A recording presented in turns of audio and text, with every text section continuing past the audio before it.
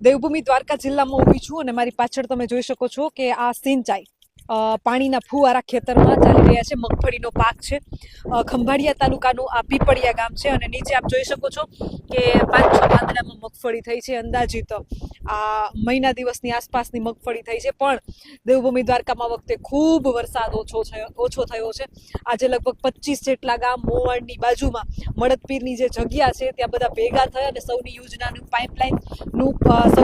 જે પાઇપલાઇન પસાર થઈ છે એના મારફતે પાણી છોડવા માટે આજીજી કરી રહ્યા છે। 25 ગામનો સળગતો પ્રશ્ન કે પાણી છોડવામાં આવે, નહીતર આપ જોઈ શકો છો જે આ ફુવારા ચાલી રહ્યા છે, આ ખેડૂતો સાદી ભાષામાં કહું તો મગફળી ટોઈ રહ્યા છે અને એટલા માટે કે આ મગફળી જે 5-6 પાંદડે થઈ છે એ મરી ન જાય, વરસાદ છે નહીં। અને એક તો દેવભૂમિ દ્વારકામાં કાયમથી આમેય વરસાદ ખૂબ ઓછો થાય છે અને જો આ રીતે ફુવારા ચાલુ રાખવામાં આવ્યા તો